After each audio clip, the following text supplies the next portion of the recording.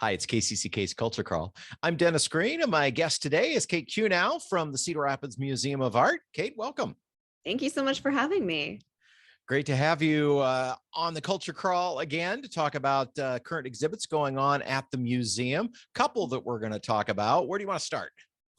Oh, goodness. Let's start with Kathy Schumacher's exhibition that has been open for a couple of weeks now. Kathy is a local Cedar Rapids artist. She has a studio at the Cherry Building downtown.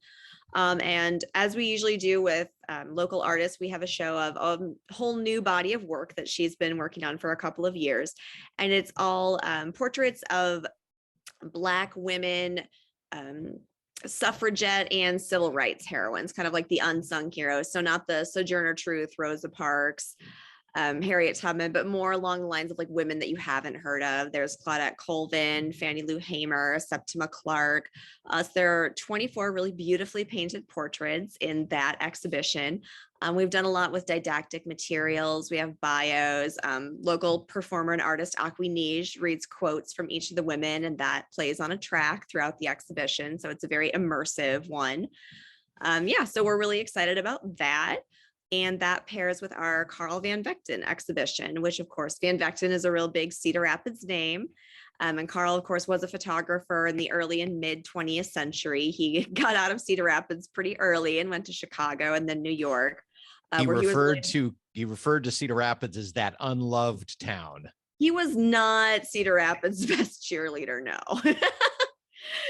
But of course, his mother, Ada, was very instrumental in founding the Cedar Rapids Public Library, and family just generally big. But yeah, Carl got out pretty early, went to Chicago and then on to New York, where he was really involved in the Harlem Renaissance. He was a music and dance critic for a paper and just very involved in the art scene. So the Cedar Rapids Community School District actually has the collection of photographs, but they've just been on loan to us since the flood of '08. There are some critics who have said over the years that it was Carl Van Vechten's early chronicling of the music and art scene in Harlem in articles and then in some books that he wrote that actually started getting the larger population interested in going down and checking out what was going on there. He definitely introduced it to a white audience. I mean, obviously the people who lived in Harlem knew what was going on, but Van Vechten very purposefully kind of positioned himself as the go-between between Black cabaret culture of the 1920s and the white culture of that day. So he very definitely did draw to attention people who, otherwise whose names we might not have known. Some of the photos in that collection, we see fairly often, but I'm guessing too that you have put some up that maybe don't see the light of day quite so often. Yeah, we have 12 or 14 on this exhibition. There's about 65 photos in the exhibition. 12 or 14 are photos that we weren't able to find on the internet, that are just not really available to people. So it's always really fun to see those. And some of them, like you said, they will literally be the image that is used on Wikipedia. Like he actually took these very well-known images of like Gertrude Stein and Joe Louis, Zora Neale Hurston, and those are like the images that you find when you search them. So he was a very well-known photographer in his time.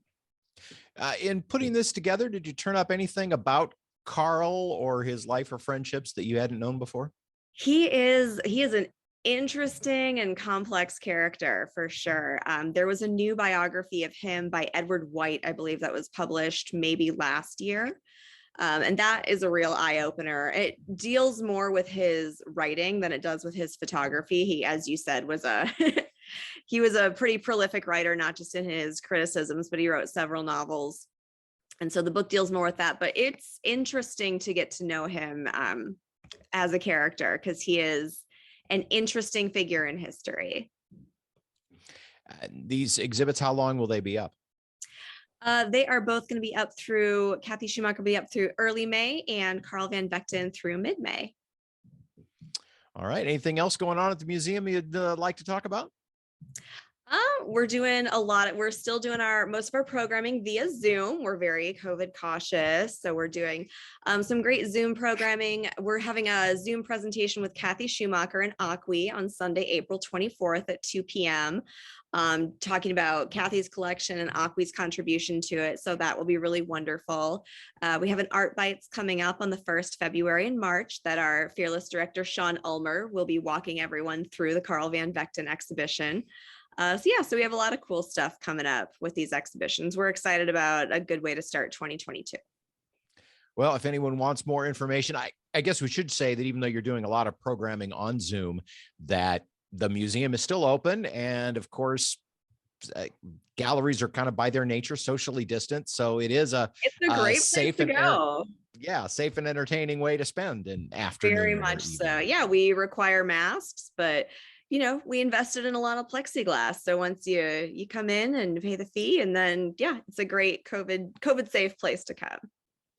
For more information on these exhibits or museum hours or anything else you want to know, you can visit your website, of course, and that is www.crma.org. Kate Kunow from the Cedar Rapids Museum of Art. Kate, thanks for joining me. Thanks so much for having me. You can hear the Culture Crawl live on the radio many weekdays at 10:20, or download the podcast, watch or listen on your own schedule at kcck.org/culture, or however you get your podcasts. I'm Dennis Green, and I'll talk to you later.